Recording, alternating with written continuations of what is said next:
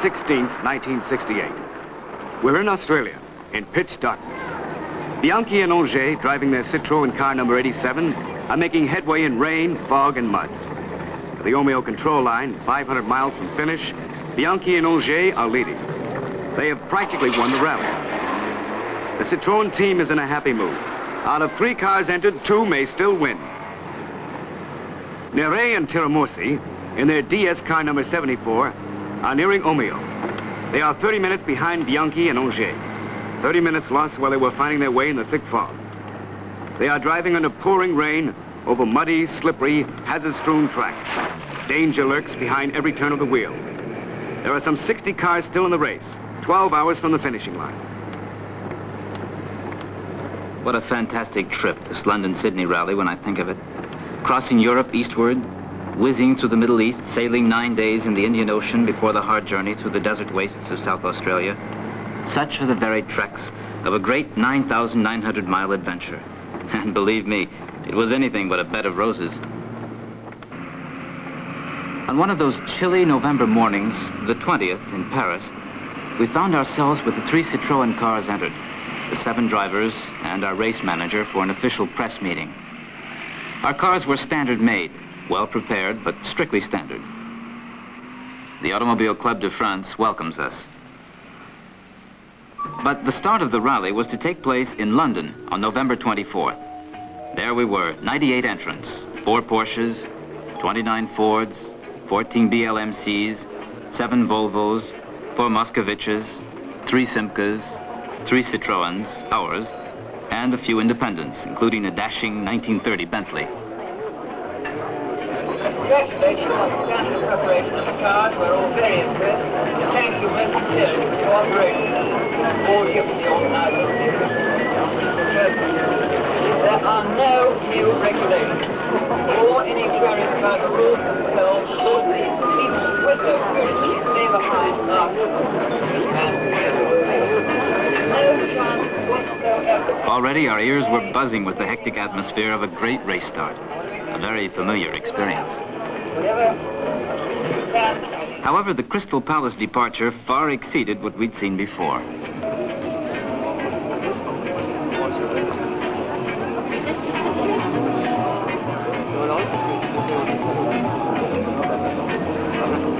Miss Penelope Plummer, Miss World, was there, smiling, attracting many fans, far more than the Citroën team. Auger, Vincent, Lemel, that's me, Tiramorsi, Nere, Bianchi, and Turca.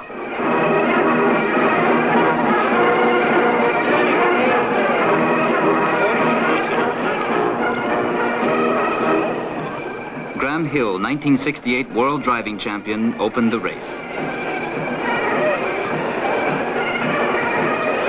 At 2 p.m., the first car is on its way. Then, minute by minute, the 98 entrants run down the podium. Ours, number 74, Nere Tiramorsi team.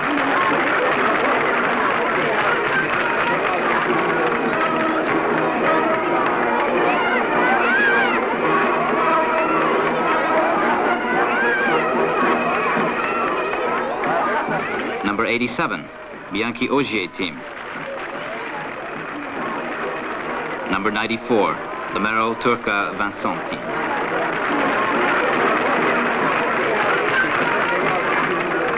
Around us, people milling like in a village fair. We were on our way for the 9,900-mile-long trek. Already in London, throngs were lining the streets to have a look at us.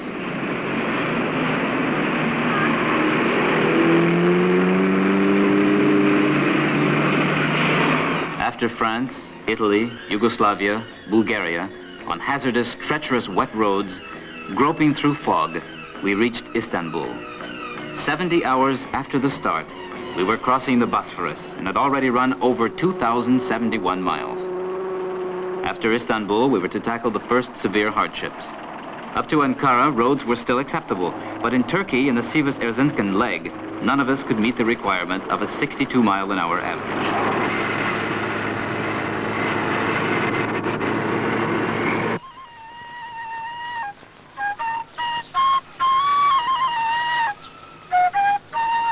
When we reached the Iranian border, many cars were without headlights or windscreens. Stones had left scars on the car bodies. But with a bit of luck, we had spared our cars. And so, Bianchi wore a big smile.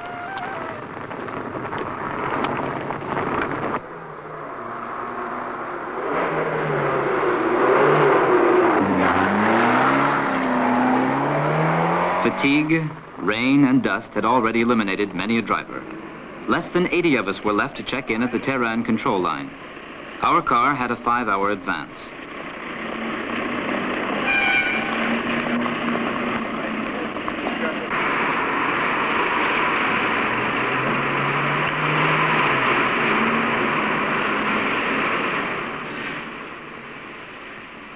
After 3,700 miles of strenuous driving, our cars badly needed a thorough check, and we badly needed a rest.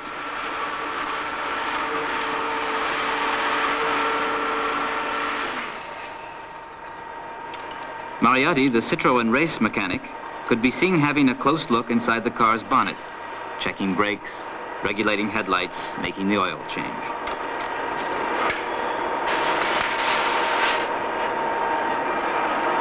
With various means, the other competitors followed suit.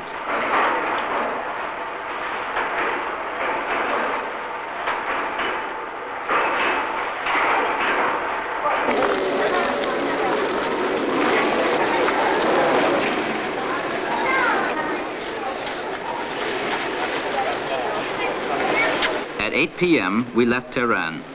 Despite the late hour, crowds had come to see us off.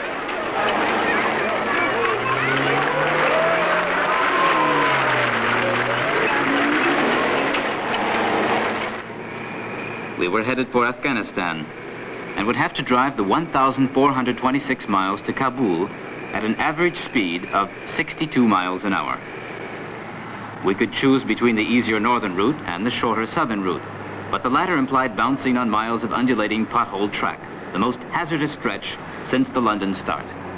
At Kabul, the wild crowds kept us from reaching the control line.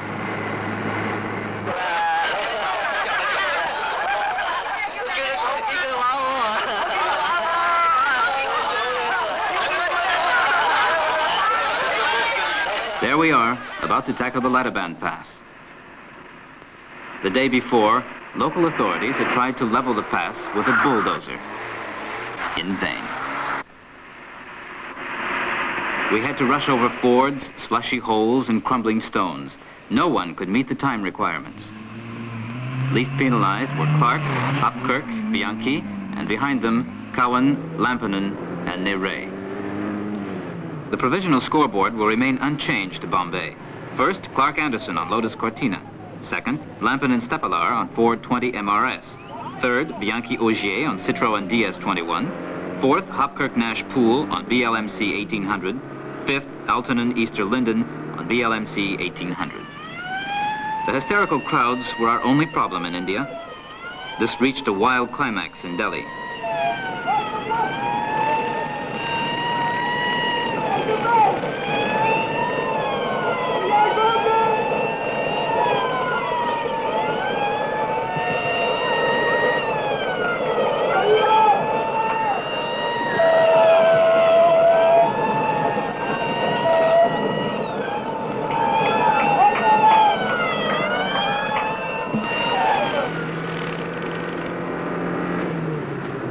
From Delhi to Bombay, we had good roads, but had to force our way in the midst of wild throngs clustered around our cars in each village.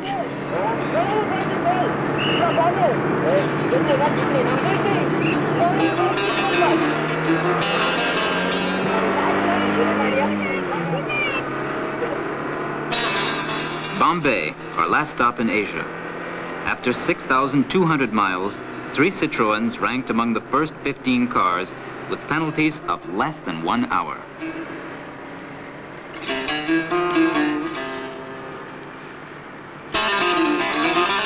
When he handed the 2,000-pound prize to Clark and Anderson, leaders in Bombay, the director of Carrera's publicity, said, "All of you here well deserve an Olympic medal." What then shall we say of those who will reach Sydney after 3,600 harrowing miles of rough track from Perth?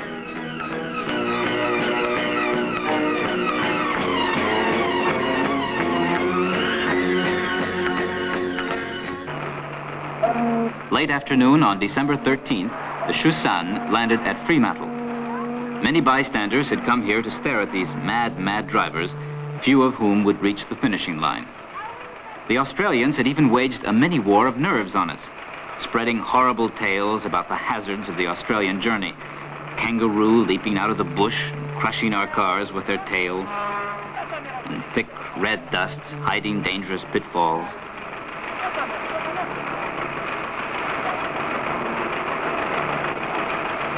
On December 14th in the afternoon, 35,000 persons thronged the Perth racetrack at departure time. We still had 3,000 miles to go at an average speed of 62 miles an hour over track so dangerous that some drivers were followed by aircraft for immediate assistance in case of emergency. As for the dreaded kangaroo, they had a keen sense of humor because the Australians were their first victims. Green and Firth got a first-hand confirmation of their hair-raising tales.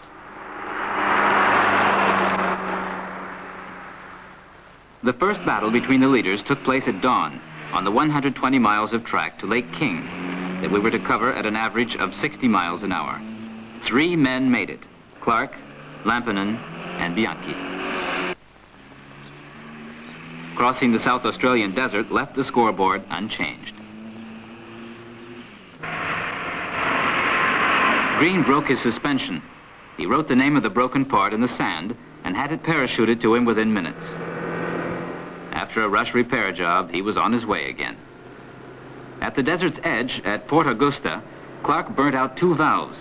He checked in at the Quarren control line with 14 minutes penalty, hence losing first place. Lampinen took the lead, but broke the rear suspension of his Ford shortly after and lost 8 minutes. Nere is at the wheel here.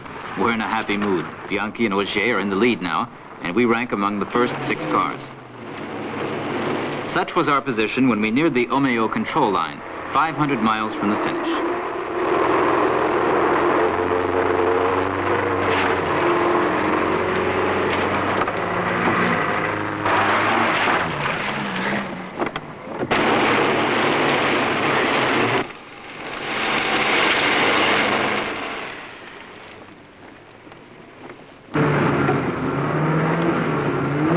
What a thrilling adventure, this first London-Sydney rally.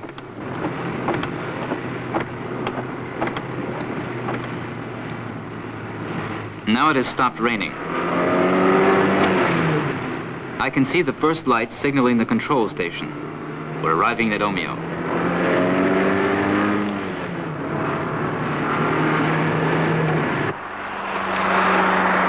Bianchi is still first, but time margins are very slight. He's got 4 minutes lead on Clark and 7 on Lampinen. There is one last but difficult stretch.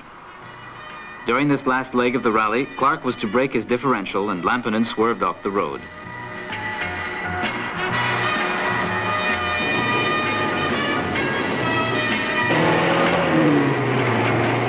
At the Numarella control point, 124 miles from finish, Bianchi and Auger are in top shape. Their car is like new, and they have a 30-minute lead on the second leader, Cowan. No one can overtake them. The race is won for Citroen.